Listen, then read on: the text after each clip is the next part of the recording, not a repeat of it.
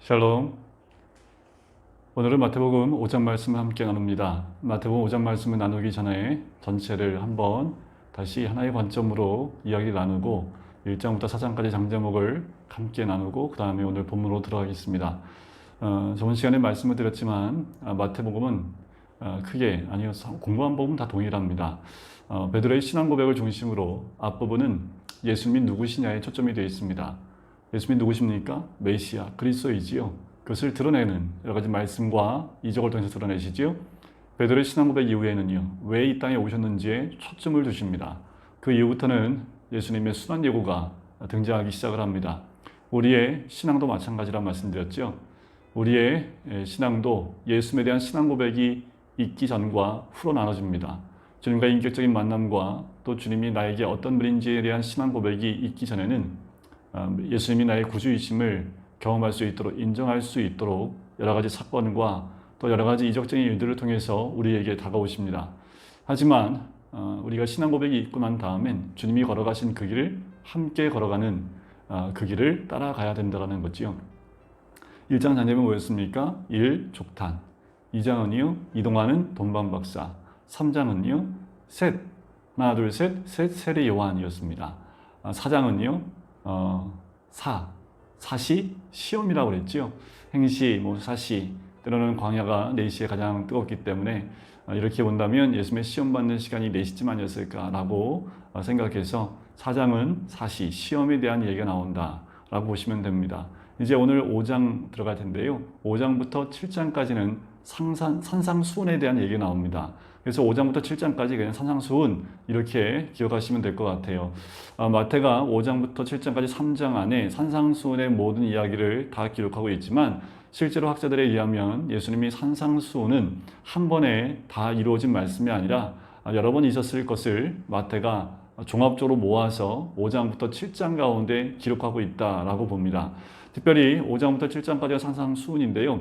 5장은 그 가운데 산상수훈 가운데 5장은 이렇게 외우시면 좋습니다. 팔복입니다. 우리가 많이 알고 있죠. 팔복, 천국 대헌장입니다. 팔복이 천국 대헌장으로 하나님의 천국으로 들어가는 그 헌장의 첫 부분에 들어가는 거지요. 그래서 5장 장제목은 산상수훈 이렇게 외우셔도 좋지만 특별히 팔복, 8가지의 복을 우리 주님이 선포하시면서 시작한다. 이렇게 외우시면 더 좋겠습니다. 자, 5장 1절에 이렇게 시작을 하지요. 예수께서 무리를 보시고 산에 올라가 앉으시니 제자들이 나아온지라 라고 합니다. 근데 왜 산상수훈이라고 할 수 있습니까? 산에 올라가 앉으셨기 때문에 그렇습니다. 근데 왜 산에 올라가 앉으셨을까요? 이때 당시에 지형을 좀 우리가 기억해 놓을 필요가 있는데 산상수훈은 저녁에, 그러니까 해가 질 때쯤에서 우리 많은 사람들에게 말씀을 전파하신 것이다 라고 보시면 됩니다. 왜냐하면 지금 갈릴리 바닷가 근처에 가면 팔복산이라는 곳이 있어요. 왜 예수님이 산에 올라가 앉으셨냐면 저녁 때쯤 되면 이 산에서부터 갈릴리 바닷가로 바람이 붑니다. 그러면 산에 올라가 앉으셔서 말을 하시면 지금처럼 확성기가 없었기 때문에 그렇게 많은 사람들에게 말씀을 전파하기가 쉽지 않으셨겠지요. 그래서 산에서부터 바람이 바다로 불기 때문에 그때 말을 하면 그 바람을 타고 많은 사람들이 예수님 말씀을 들을 수 있었습니다. 주님이 그런 환경들을 이용하셔서 말씀을 전하셨다라고 보시면 되고요. 누가복음 5장에 보면 예수님이 바닷가에서 육지를 향하여 말씀을 선포하시는 장면이 나옵니다.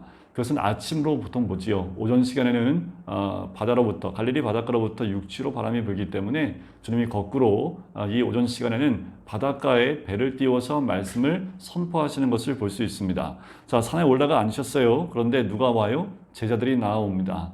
여러분, 우리 주님은 제자들을 부르길 원하십니다. 우리 주님에게 나가야 될 것은, 원하시는 것은 무리가 아니라 제자인 것을 여러분들 기억하셔야 되지요. 그래서 제자들이 나아옵니다. 그들에게 말씀을 전하는 모습이 나오지요. 우리 모두가 우리 예수 그리스도를 믿는 제자의 모습으로 오늘 이 시간 이 주님 곁으로 산상수훈으로 나아갔으면 좋겠습니다.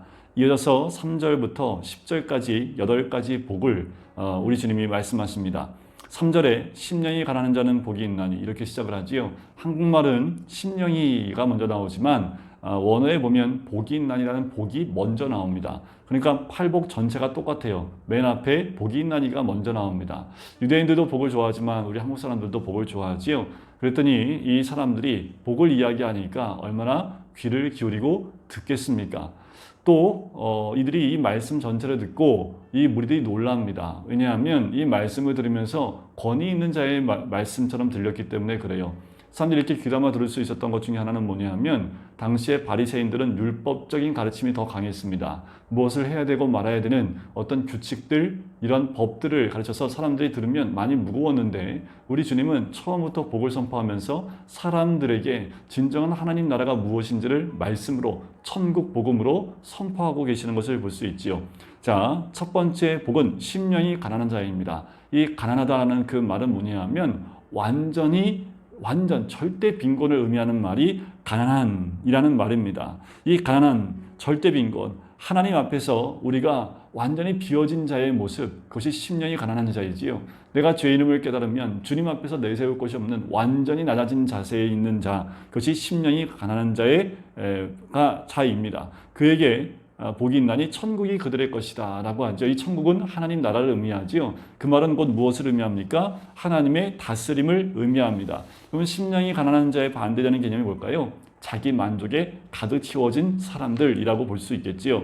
자, 심령이 가난한 자, 4절에는 애통하는 자는 복이 있나니 라고 합니다. 자, 애통하는 것은 심령이 가난함과 함께 동시에 오는 복이라고 보시면 돼요. 내가 죄인으로 절대 빈곤, 정말 가난한 자라는 것을 체득하게 되면 다가오는 두 번째 복은 애통하는 겁니다. 이 애통하다라는 말은 사랑하는 자가 죽었을 때 느끼는 격심한 비통을 의미하게 됩니다. 자기의 죄와 자기의 무가치를 절망하리 많지 슬퍼하는 자의 모습, 마치 사도 바울이 오호라나는 곤고한 사람이로다. 이 사망의 몸에서 누가 나를 건져내랴 라고 고백했던 그 애통의 마음이 이 두 번째 복입니다. 그러면 하나님이 위로해 주시겠다고 말씀하시죠, 주님이. 또 세 번째 복은 온유한 자는 복이 있나니, 이 온유함은 무엇을 의미하냐면 짐승을 길들여서 주인이 하라고 하는 대로 하게 된다라는 말이 온유입니다. 그 말은 뭐예요? 하나님께 길들여지고 하나님 뜻대로 살고자 하는 사람이 온유한 사람이다라는 겁니다. 그 사람은 그들이 땅을 기업으로 받을 것이다. 하나님 주신 그 땅의 기업을 받는다라는 말이지요. 네 번째는 의에 줄이고 목마른 자는 복이 있나니 라지요. 줄이고 목마르다는 건 뭐예요? 절대 빈곤을 의미합니다. 그러니까 절대 빈사 상태, 완전히 죽을 지경이 된 줄이고 목마른 것은 완전히 목이 말라, 완전히 타들어가 있는, 너무나 배고파서 빈사 상태에 있는 상태. 그러니까 뭐에 대해서요? 의에 대해서요. 의는 디카이오스라고 하는데 이 의는 곧 예수 그리스도를 의미지요. 예수 그리스도에 목마르고 예수 그리스도로 줄여 있는 자에게 우리 주님 뭐라고 그래요? 그들이 배부를 것이며, 요한복음 6장에 보면 내 살과 피를 먹고 마시라는 것처럼 우리가 그의 줄이고 목마른 자에게 채워주시는 하나님의 은혜가 있는 줄 믿습니다. 다섯 번째 복은 긍휼히 여기는 자는 복이 있다라는 거지요. 이 긍휼히 여기는 자는 뭐예요? 창자가 끊어지듯 아파하는 것을 의미하는데 공감하는 것을 의미합니다. 자, 즉 아무것도 할 수 없는 상태에서 하나님의 은혜를 체험한 자에게 나오는 그 긍휼을 의미하지요.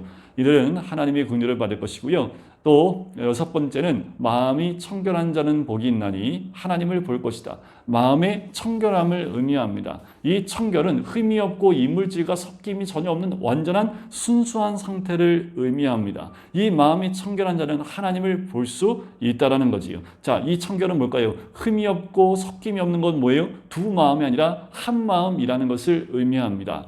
불결의 문제는 두 마음에서 비롯되는 거지요. 그 말은 다시 말씀드리면 청결함은 하나님 중심의 신앙으로 온전히 세워져 있는 모습을 의미합니다. 자, 일곱 번째는 화평하게 하는 자는 복이 있나니 하나님의 아들이라 일컬음 받을 것이다.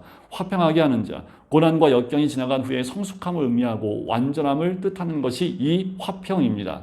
우리 예수님을 화평의 화목제물로 표현을 하지요. 에베소 2장 14절에 화목제물을 얘기합니다. 그러니까 화평하게 하는 자는 곧 하나님의 아들이다 라고 이야기하는 거지요. 마치 온유한 사람이 있는 곳이 평화가 있는 것처럼 해독제 역할을 한다. 화평하게 한다는 건 뭐예요? 분열이 있는 곳에 화목하게 하는 것, 그것은 해독제 역할을 한다라는 그 의미도 이야기할 수 있습니다. 여덟 번째 복은 뭐예요? 의를 위하여 박해를 받는 자는 복이 있나니 라는 거지요. 7가지의 복을 다 소유한 자만이 이 8번째 복을 누릴 수 있습니다. 이 7가지의 복을 다 가지고 있는 자만이 의를 위하여 박해를 받을 수 있는 거지요. 이런 자만이 누릴 수 있는 복은 천국이 그들의 것임을 이야기합니다. 처음도 천국이요, 마지막도 천국입니다. 시작도 천국이요, 끝도 천국이라는 거지요. 시작은요, 심령이 가난함으로 천국이 시작되어져 하나님의 통치를 받았다면, 이제는 의를 위하여 박해를 받음으로 아주 전인적으로 그리고 전투적으로 하나님의 나라를 침범해 가고 빼앗아가는 그 모습을 의미합니다. 이 8가지 복이에요. 여러분 3절부터 10절까지 8가지 복이 나오는데 첫 글자만 따서 볼까요? 심령의 심, 애통하는 자의 애, 온유한 자의 온, 의에 줄이고의 의, 긍휼히 여기에 긍, 마음이 청결한 자의 마, 화평하게 하는 자의 화, 의를 위하여 박해하는 자의 의. 첫 글자만 따면 심의 온의 긍마화이, 이렇게 외우시면 8복을 금방 외울 수 있어요. 심의 온의 긍마화이, 8가지 복입니다. 그런데 이거를 좀 나눠서 말씀을 드려볼까요? 앞에 4가지 복과 뒤에 4가지 복을 좀 나눌 수 있습니다. 앞에 4개의 복은 마음에 채워지는 복이라 볼 수 있습니다. 우리의 심성을 채우는 복, 그리고 뒤에 4가지 복, 긍휼히 여기는 자부터 시작해서 마지막 복은 우리 마음으로부터 이제 겉으로 드러나서 관계 가운데 드러나는 복을 의미한다라는 겁니다. 왜 이 순서가 있을까? 먼저 이 마음 가운데 주의 복을 채우고 난 다음에야 우리가 그 복이 겉으로 드러나 관계 가운데 드러날 수 있기 때문에 그렇습니다. 결국 이 8가지의 복은 예수 그리스도의 성품을 의미합니다. 진정한 복은 뭐예요? 예수 그리스도의 이 8가지 성품을 우리 가슴 가운데 채우는 것을 의미하는 거지요. 그런 자만이 세상의 빛과 소금이 될 수 있습니다. 그래서 13절부터 16절까지 나오는 건 뭐예요? 이곳에 나오는 내용은 천국 백성의 사회적 역할을 의미합니다. 8가지 복을 채운 8가지 복으로 충만해진 사람이 결국 어떠한 사회 역할을 할 수 있습니까? 세상의 빛의 역할, 세상의 소금의 역할을 할 수 있습니다.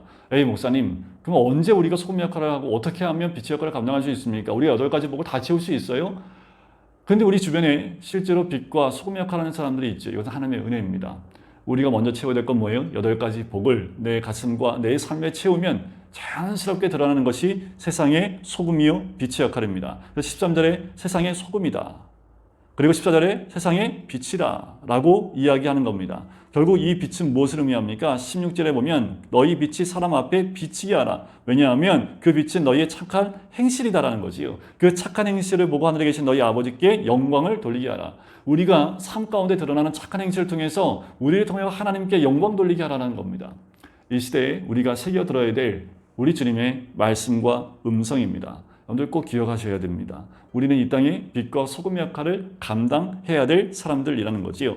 17절부터 20절까지는 율법의 완성이신 그리스도의 모습을 얘기합니다. 자, 17절에 보면 내가 율법이나 선지자를 폐하러 온 줄로 생각하지 말라. 폐하러 온 것이 아니요 완전하게 하려 함이라. 우리 주님은 이 땅에 율법과 그리고 선지자를 폐하는 것이 아니라 완전하게 하기 위해서 이 땅에 오셨기 때문에 율법의 1.1획도 없어지지 않을 것이다 라는 거예요. 그러면서 19절에 뭐라고 얘기하냐면 누구든지 이 계명 중에 지극히 작은 것 하나라도 버리고 또 그같이 사람을 가르치는 자는 천국에서 지극히 작다 일컬음을 받을 것이요 누구든지 이를 행하며 가르치는 자는 천국에서 크다 일컬음을 받으리라.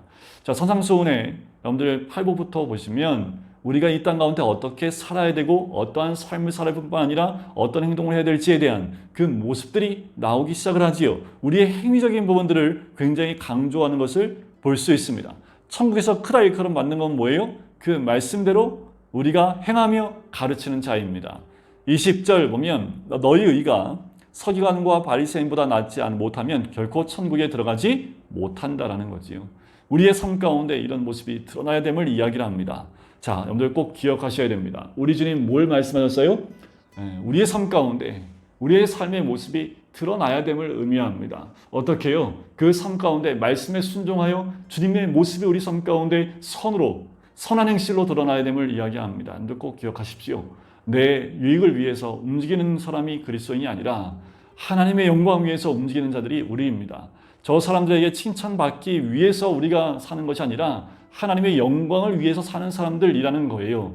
세상 사람들을 만족하게 하기 위해서 우리가 삶을 살아가는 것이 아니라 하나님의 영광을 위해서 말씀대로 순종해 가는 겁니다. 그러면 당연히 믿지 않는 사람들이 우리를 보고 하나님께 영광을 돌릴 수 있는 거지. 순서가 바뀌면 안 됩니다. 성경 말씀은 첫 번째가 하나님입니다. 하나님께 인정받고 하나님의 영광 위에 살아가는 것이 첫 번째고 그 다음이 이웃입니다.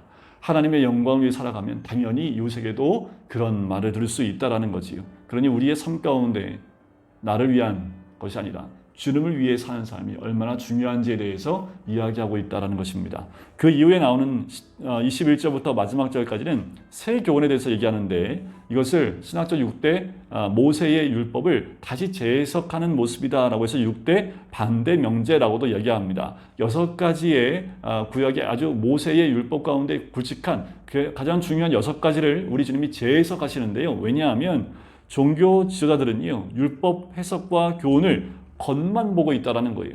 그냥 그것을 몸으로 행하는 것. 그런데 조금 전까지만 해도 우리가 말씀을 행하며 가르치는 것을 얘기하셨는데 그 행함 가운데 뭐가 더 중요한지에 대해서 또 21절부터 말씀하시는데 행하는 것으로 끝나는 것이 아니라 그 마음이 중요하다라는 겁니다. 형식도 중요하지만 형식 안에 있는 그 속사람도 중요하기 때문에 이 율법은 겉만 보는 것이 아니라 속을 봐야 된다는 거예요. 그런데 바리새인과 서기관들은요, 형식만 있고 마음이 빠져 있다라는 겁니다. 그래서 21절에 살인하지 말라라고 말을 했지만 진짜 살인이 뭐냐 하면 22절에 얘기하지요. 형제에게 노하는 자마다 심판을 받게 되고 형제를 대하여 라가라 하는 자는 공회에 잡혀가게 되고 미라는 놈이라 하는 자는 지옥불에 들어가게 되리라. 라가는 인격을 모욕하는 심한 욕설을 의미합니다. 미련한 놈이라는 말은 하나님을 부정하는 자라는 그 뜻이 있어요. 그러니까 어떻게 해요? 이렇게 하지 말라는 겁니다. 더 나아가서 하나님께 예배로 또 예물의 제단을 예물을 가지고 나올 때 먼저 형제와 화목하고 하게 난 다음에야 와서 예물을 드리라고 얘기를 하시지요. 자, 살인하지 말라에 대한 말씀을 다시 재해석하셨다면 27절에는 간음하지 말라라고 얘기하십니다. 근데 이 간음을 뭐로 해석하세요? 음욕을 품고 여자를 보는 자마다 이미 마음에 간음했다라는 겁니다. 자, 이게 간음입니다. 실제 육으로 간음하는 것도 간음이지만 내 마음에 음욕을 품고 여자를 보는 것도 간음이다. 마음으로 끌어들이고 계시지요. 또 이혼의 문제도 이야기합니다. 31절에 보면 이혼 증서를 줄 것이라고 얘기하지만 32절 누구든지 음행한 이유 없이 아내를 버리면 이는 그로 간음하게 한 것과 마찬가지다. 이혼에 대한 부분을 또 얘기를 하십니다. 33절에 보면 맹세하지 말라라고 이야기하시지요. 왜요? 도무지 우리가 맹세를 할 만한 걸고 맹세할 것이 아무것도 없다라는 겁니다. 그냥 우리는 옳다 아니다 라고만 할 뿐이에요. 왜요? 하늘로도 하지 말고 그걸 하늘에 보자. 땅으로도 하지 말라. 하나님의 발등상이라는 거지요. 우리가 맹세로 걸 수 있는 것이 아무것도 없음을 이야기합니다. 38절에 보면 동해보복법이 나와요. 눈은 눈으로 이는 이로 갚으라 하면서 39절에 악한 자를 대적하지 말라. 오른뺨을 치면 왼뺨을 돌려대라고 얘기하지요. 누가 고발하여 속옷을 가지고 가자 하면 겉옷까지 가지고 가게 하라. 억지로 오리 가고자 하거든 심리도 동행하라. 내게 구하는 자에게 주고 내게 크고자 하는 자에게 거절하지 말라 라고 얘기를 하고 있는 거죠. 대적하지 말라는 겁니다. 더 나아가서 원하면 그 이상까지 내어줌을 통해서 대적하지 말고 주님의 가슴으로 끌어안으라. 이를 이로 갚지 말라는 거지요. 악을 선으로 갚아 이기라고 말씀을 하시는 겁니다. 그리고 43절에 보면 내 이웃을 사랑하라 하시고 44절에 너희 원수를 사랑하며 너희를 박해하는 자를 위하여 기도하라는 거지요. 요즘 시대에 우리가 좀 더 새겨봐야 될 말씀이지 않을까라는 생각이 들어요. 우리를 향하여 손가락질하는 자들을 위하여 기도하라는 겁니다. 우리의 원수의 역할을 하는 자들을 사랑하고 품으라고 얘기를 하는 거지요. 왜요? 하나님은 선한 자와 악한 자 모두에게 비를 주시는 분이다. 또 해도 악인과 선에게 동일하게 비춰주시는 하나님의 은혜라는 거지요. 우리가 하나님처럼 그렇게 원수를 사랑하는 자가 되라. 왜냐하면 마지막 절에 이렇게 나오지요. 그러므로 하늘에 계신 너희 아버지의 온전하심과 같이 너희도 온전하라 라는 겁니다. 우리 주님 마지막 5장 마지막 절에 하나님이 온전하신 것처럼 우리도 방향성이 뭐예요? 온전함입니다. 그 온전함을 따라가기 위해서 우리는 8가지의 복을 지을 뿐만 아니라 빛과 소금의 역할을 다하고 말씀을 그대로 행하고 지켜나감을 통해서 우리의 속과 겉이 하나가 되어지는 그것을 통해서 온전함을 이루어 가야 된다는 겁니다. 겉과 속이 분리되어 있는 신앙의 모습이 아니라는 거예요. 겉만 행하고 속은 안 행하는 모습, 겉은 행하지 않으면서 난 마음만 그래, 이것도 아니라는 겁니다. 온전함은 하나가 되는 거지요. 겉과 속이 하나가 되어지는 그런 온전함으로 우리 하나님처럼, 우리 하늘에 계신 아버지처럼 우리도 온전해야 됨을 이야기합니다. 우리 모든 성도님들, 제일 중요한 것은 산상수훈의 첫 관문은 팔복입니다. 팔복이 내 안에 채워지지 않으면 그 다음에 있는 것들을 우리는 순종해 나갈 수 없는 연약한 존재인 줄 믿습니다. 오늘 하루도 이 산상수훈, 특별히 팔복을 깊이 묵상하시면서 내 안에 시메온이 금마화이 8가지의 복이 채워질 수 있도록 매일매일 간구하고 기도함으로 주님이 주신 그 복을 함께 누리시는 우리 모든 성도님 되시기를 주님의 이름으로 간절히 축원드립니다. 기도하겠습니다. 사랑해 주님 감사합니다. 하나님, 산상수훈을 통하여 특별히 팔복을 통하여 우리가 예수 그리스도의 성품을 묵상하게 해주시고